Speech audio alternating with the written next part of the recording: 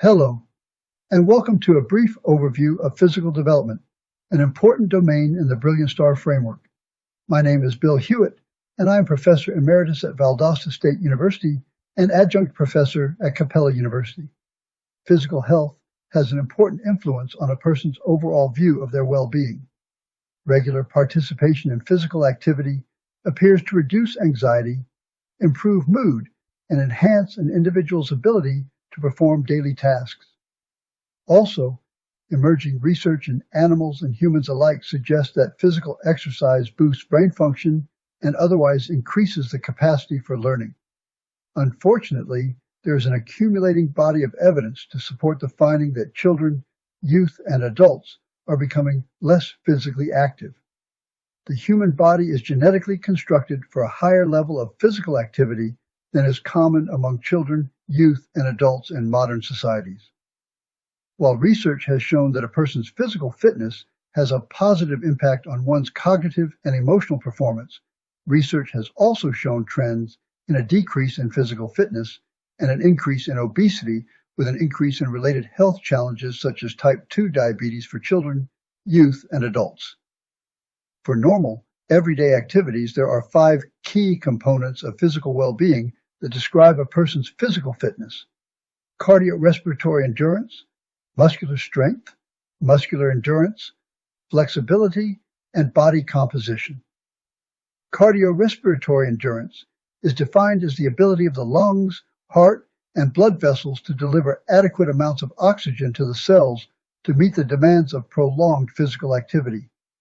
As cardiovascular disease is the #1 killer in many post-industrial societies, this is a critical issue to address. Muscular strength is the ability of the muscle to exert a single maximum contraction, whereas muscular endurance is the ability of the muscle to work for long periods of time without getting tired.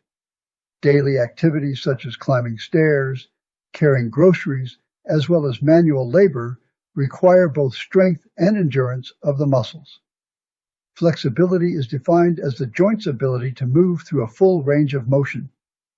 Excellent flexibility provides various health-related benefits, which include improved physical performance, greater freedom of movement, improved posture, an increase in physical and mental relaxation, and a decrease in the risk of injury. Probably the most outwardly visible sign of an individual's level of physical activity is body structure, or body composition. Body composition is the percentage of fat and muscle that makes up a person's body. In modern societies, as many as 15% of children and youth are considered overweight, and about 20% would be considered obese. This is an increase from 10% overweight and 5% obese in the 1970s. For adults, over 70% would be considered as either overweight or obese.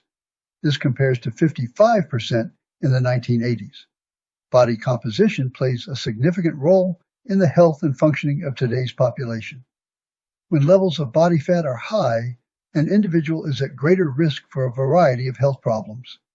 High percentages of body fat are strongly correlated with arthritis, heart disease, hypertension, and diabetes.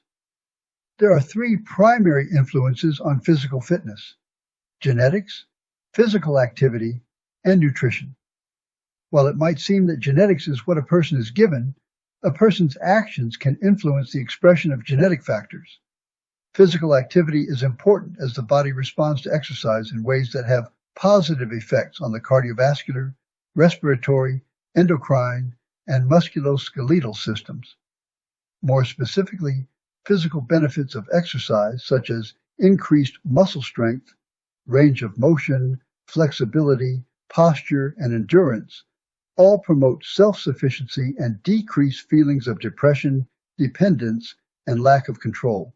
Proper nutrition is the other major factor that influences physical development.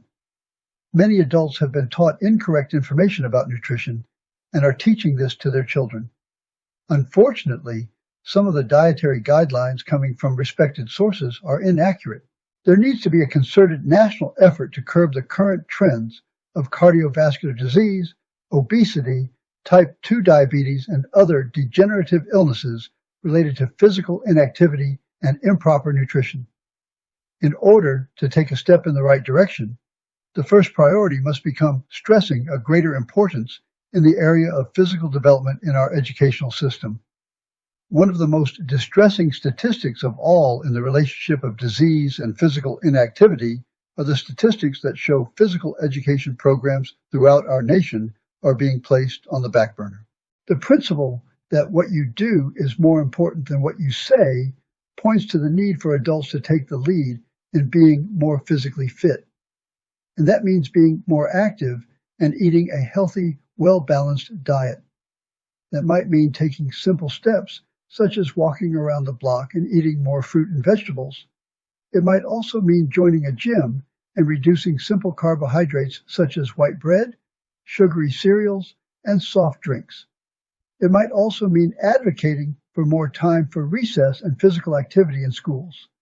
In summary, the importance of physical fitness and the corresponding influences of physical activity and proper nutrition are critical issues for the health and well-being of every society and need to be addressed with equal emphasis with other domains such as cognitive, emotional, and social development.